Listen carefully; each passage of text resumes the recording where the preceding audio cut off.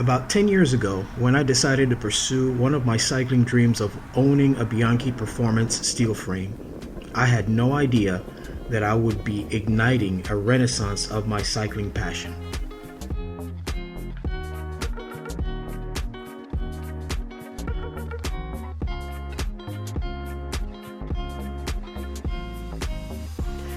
And it hasn't just been the joy of riding, but the entire process of acquiring them, planning out the build, and completing the project has been equally satisfying.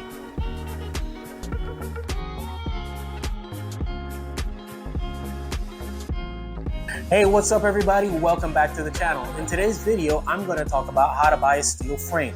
This should be part one of a 3 or 4 part series on how a person can go out, find and purchase a steel frame to do the type of riding that they like to do. This whole series came about because of a series of videos that I currently have running on my channel where I talk about what it's like to ride a steel frame with modern components and whether or not you can actually take one out there and approach the performance of a modern carbon frames. What's been really juicy about these videos is the comment section. So if you've watched the videos, not read the comments, I encourage you to jump into the comment section just so that you can see some of the testimonies and stories that people have been sharing and their approach to what's going on in the cycling industry today. So in this video, what I'm going to talk about is, well, let me say what I'm not going to talk about. I'm not going to talk about things like tensile strength, whether or not it's heat treated, air hardened, which one of those is better, or manufacturing processes. But what I am going to talk about is some of the tubing manufacturers, some of the cycling manufacturers. I'm going to talk about some of the things that you need to look out for in terms of the characteristics of these bikes. And at the end, we're going to take a cyber field trip on eBay, and I'm going to show you what I look out for when I scurry the interwebs looking for steel frames. Okay, so one of the biggest considerations in purchasing a frame from the 70s, 80s, and 90s is what's called your Stereotube, this area right here. Chances are that the frame is going to come built with a 1-inch Stereotube, and consequently will have a 1-inch threaded fork, which is going to require you to use a quill system. Now, what you've gotten used to with modern bikes is a 1 1/8 inch Stereotube or a tapered Stereotube, which would come with a threadless fork system, or what they call a head fork system, which started with mountain bikes, oddly enough. But there are options out there for you. This is what's called a quill adapter. And this system right here would place this inside of the Stereotube of the steel fork.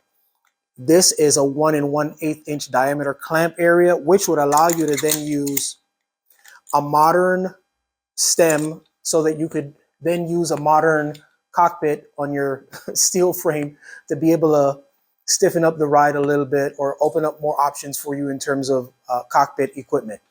It's not the most elegant option, but it's certainly one that's available to you. So chances are you're going to have a steel fork with a steel Stereotube that's threaded, or you may be fortunate enough to find a full carbon fork that has a 1-inch Stereotube like what I found. And again, rare, but those options are available.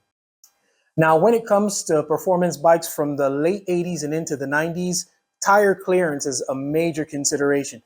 Chances are you're going to be able to comfortably accommodate 23s, in some instances 25s, 28s more than likely. That's not going to happen from bikes of that era. Now, when it comes to bikes from the early 80s, the 70s, and touring bikes, yes, you may have more liberty in terms of what you're going to be able to accommodate. But if you're looking for a performance bike from the late 80s and into the 90s, 23s is what I would count on. Next item for you to consider is shifter bosses. People don't like these things sticking out of their down tube. I don't mind them. I just use the shifter boss adapter. Some of these frames actually have shifter bosses brazed on the head tube. That's rare. I happen to prefer that. That's how my Pinella came. And I have seen some frames from the 90s with a 1-inch Stereotube made that way. But chances are you're either going to be using down tube shifters, which I think is a brilliant option, or you're going to be using shifter bosses, especially if you want to be able to run a very modern drivetrain. Next item of consideration is how your brake cable, your rear brake cable, is run to the back. You're either going to have internal cable routing. When it's done right, it's beautiful.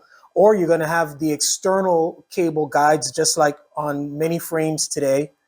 Or you're going to have the brake cable guides on the top tube. But the ones like on this frame, sorry, and I know I could probably run some B-roll on this and make it look really good. But when we have the braze on here, that's just beautiful. I still think I'm going to run some B-roll on there because I think that's a neat capture. And finally, rear wheel spacing. When we're talking about bikes from the 80s and 90s, chances are the bike is going to come with a 130 millimeter rear wheel spacing, which will accommodate most modern rim brake wheel sets.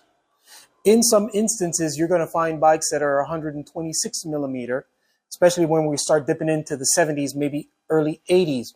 In a lot of instances with those types of bikes, even if it has 126 millimeter rear wheel spacing, those can be cold set, which means that an experienced mechanic or bike builder can spread it or stretch it to be able to accommodate 130 millimeters. And the last thing that I think is bear mentioning is bottom bracket threading. More than likely, you're looking at a bike that's either going to have English threaded BSA or will have the Italian standard. So don't be surprised if you purchase a bike from Italy or from Europe and you start trying to thread in a BSA bottom bracket cup and it doesn't fit. Simple. You're just going to need a cup that will accommodate Italian threading. Now let's go scurry the interwebs and see what kind of deals we can come up with. So there are a couple different ways for us to do searches. We can just do a general search, or we can do a search by tubing manufacturer or looking for a specific tube set.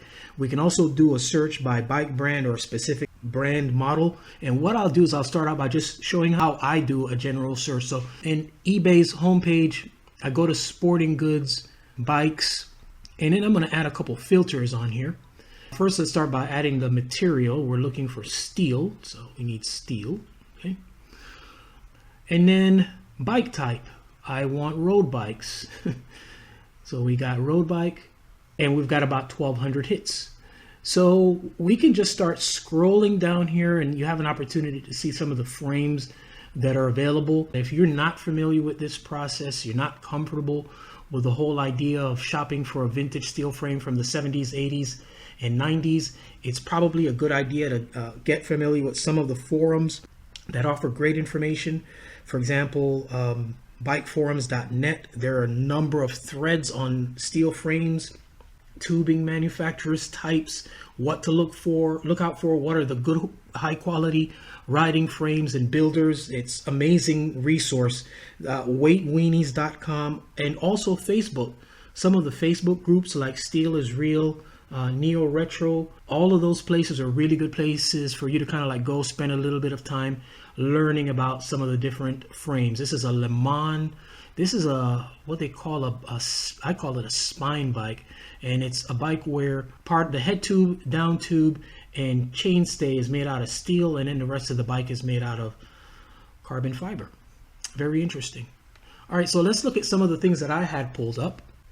Beginning with this, the Cordy is a genius tubing. I love the rear dropout area. This is beautiful. This is not really my size, but it's a very stunning frame. Wow. All right, I'm liking that. That's getting added into the watch list. They're asking $799 for this. In terms of pricing and value, it's entirely up to you. Everybody's a little bit different the way how they approach this.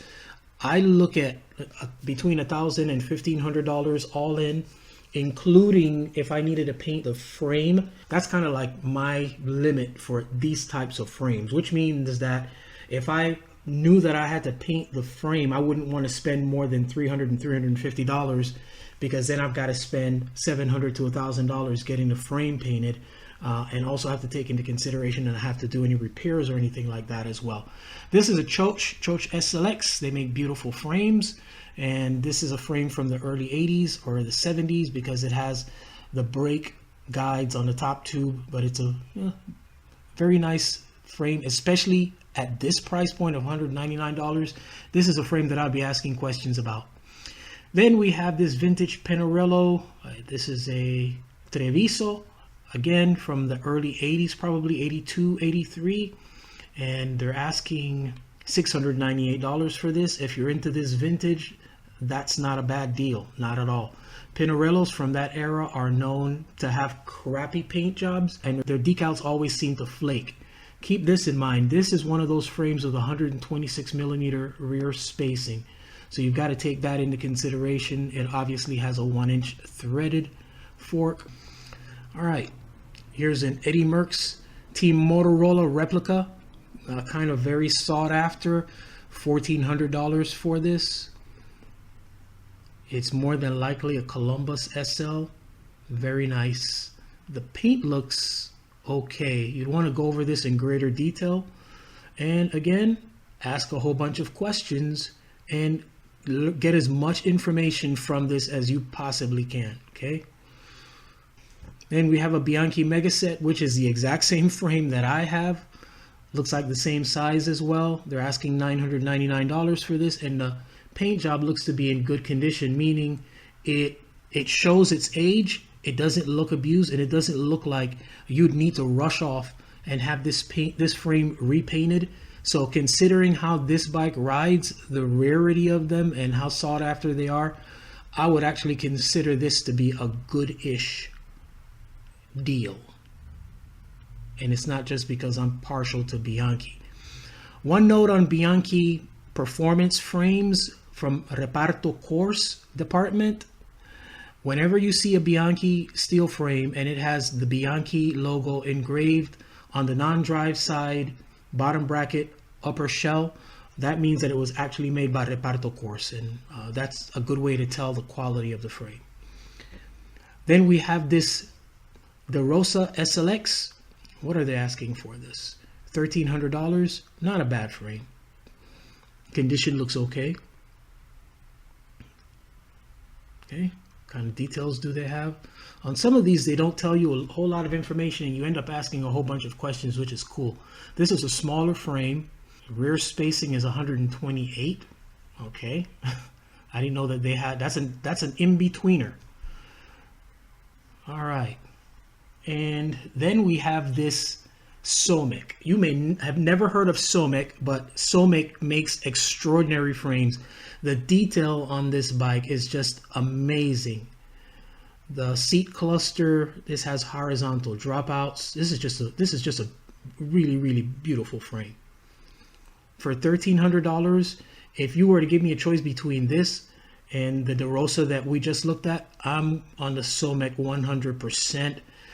Even though it has a very, look at this, the paint scheme is very 80s. That looks kind of like a little bit of a USA Stars and Stripes type thing, but it's a frame that I would want to repaint this in a solid color. And it has a Chinelli Aero bottom bracket. Beautiful. Beautiful. Well done. And I looked at this earlier. I got very excited about it because it's a Bianchi Minimax. Beautiful frame. It's my size. It comes with Shimano Dura-Ace 7400, and it's in Fort Lauderdale. Doing everything I can to not pull the trigger on this. They're asking $2,400. I wouldn't want to spend that on it. I would actually be curious to know if this could be had with just a frame set. Very nice. And that's it. That's my guide on how I use eBay to be able to find steel vintage frames from the 70s, 80s, and 90s for modern type riding. Man, these things make some incredible projects. And as I mentioned, there's two other ways to do searches. One of them is to search by manufacturer. Say you're searching specifically for Bianchi, Colnago, De Rosa, Somic, Pinarello, Bottecchia. There's so many. I'm actually going to list some of the manufacturers that are available out there and that maybe you can look into. And it would be helpful if I've left some out. Maybe jump into the comment section and share what some of your favorite manufacturers are of vintage frames from that era. You can also search specifically for either a tube manufacturer or specific tubing, like let's say Columbus SL or Genius, Rally 531 853, or the Dacia 0 or the Dacia 16.5 KOM. Also, let's not forget True Temper and Tange. Yeah, so this is part one of a 4-part series. Installment number 2 is going to be whether or not you can actually walk into your local bike shop and walk out with a performance steel frame, or at least come real close to being able to do that. So make sure you subscribe so that you don't miss that. All right, guys, as always, our aim here at the channel is to inform, instruct, inspire. Be blessed.